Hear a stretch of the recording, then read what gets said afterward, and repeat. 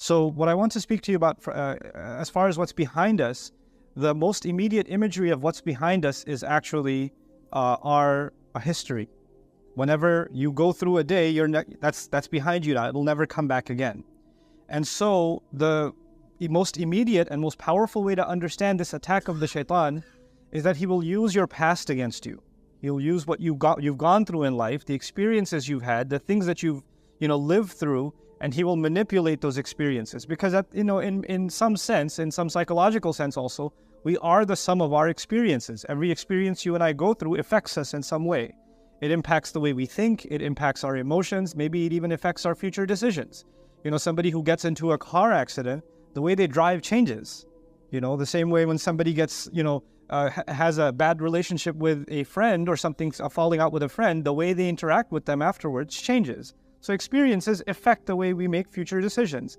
Now Shaitan, his job is to try to mess us up in some way, get us off the straight track. So I'll highlight some of the ways he uses our past against us, and we think these are thoughts that are happening inside of our own heads, while it's actually the shaitan. And that's one of his great successes, is you think that these are your own thoughts, but these are wasawis. These are just whispers of the devil, where he's trying to make you fall back into something that you may have fallen into before. One of the ways that he does that is that maybe, for example, you used to be a better person. Maybe you used to be more diligent with your prayers. Maybe you were more observing of, if Allah forbade something, you stayed away from it. And if Allah said this is allowed, and that's the only thing, you were content with that. And you didn't fall into Allah's disobedience. And you were good. You could look back and you say you were good. And some people are like that. They look back and they say, you know what? There was a time I was a much better person.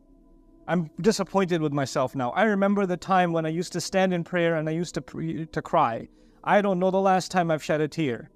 Or I used to feel so much connected to Allah. I used to just kind of do dhikr all the time. I used to make the dua for coming into the house or leaving the house or going into the restroom or coming out of it. Or I used to just have every excuse to remember Allah. I used to be much kinder with my words.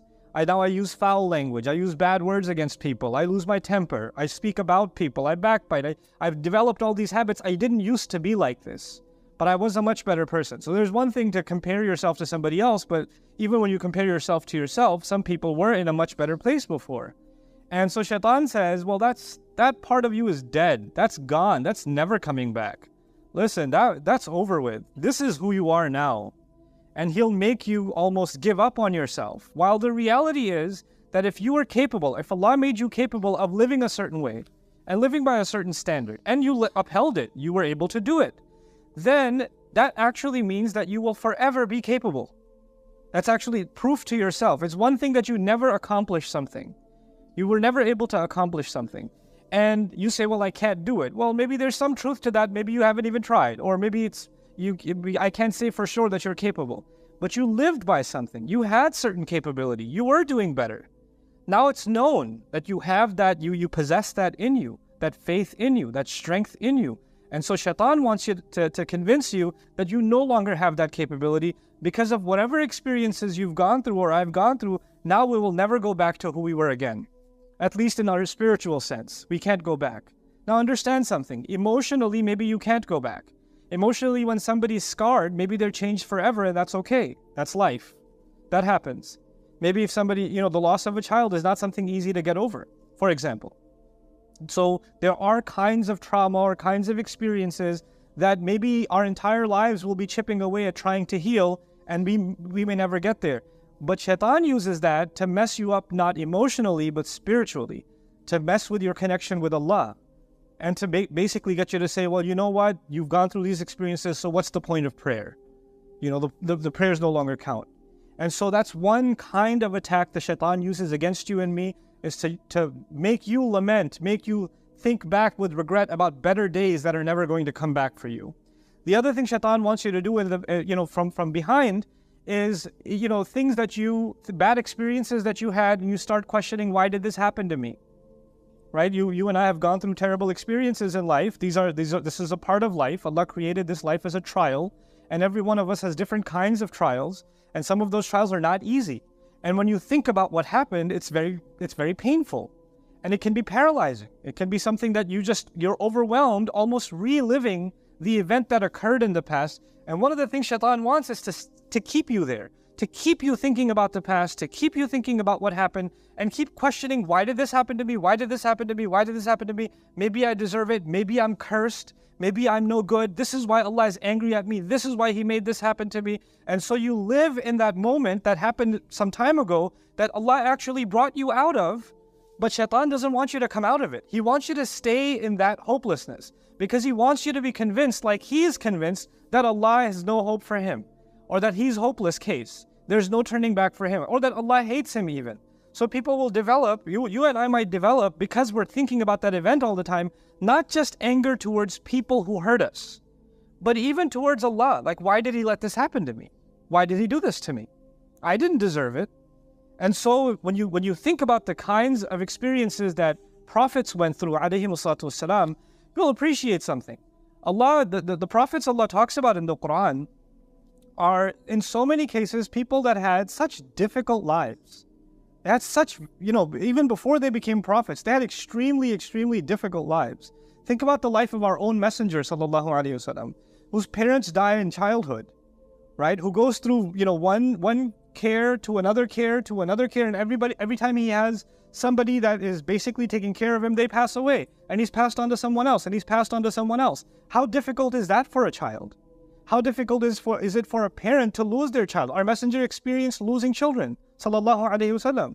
And the thought to come, why did I deserve that should happen to me? Or why did my child deserve to die like this? And every time you see somebody else's child healthy and running around, it reminds you of the child that you don't have anymore. That sort of thing. So these are the kinds of pains Allah put even prophets through, alayhimu salatu wasalam. The reason I'm saying that is for you and me to know that these pains that we experience in life are not a proof that Allah has cursed you, or Allah is angry at you, or you're going through bad experiences because Allah is mad at you and Allah is punishing you for something. That's not the case. Some of the best people that ever lived had very difficult lives, had very hard times. And it's not because Allah doesn't love them. So this life was made with trials, with difficulties that we have to learn to navigate. Shaitan wants us to believe everything that happens to us, somehow figure out a way to blame Allah for it. Figure out a way to blame Allah. Why? Because that's what he did. فَبِمَا أَغْوَيْتَنِي. He blamed Allah. When he refused to do sajda and he was cast out, he blamed Allah immediately. That's where he wants you to get to.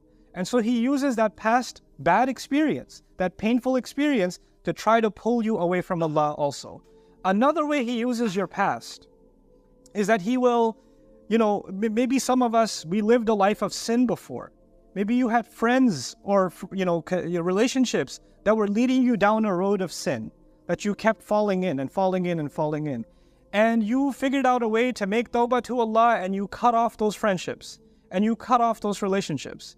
Whether those people are, their judgment is with Allah. But you for yourself, you decided that those people may not be evil, but I know that when I'm in their company or when I'm around, then I fall into evil. So I'm going to try to protect myself, and I'm going to pull away as much as I can and try to fix myself with Allah. You will know in your personal life who those people are. And maybe you had people like that in your life that were pulling you into sin, whether they realized it themselves or not. And maybe it's not even their fault, maybe it's your own weakness. But since you recognize that, you say, you know what?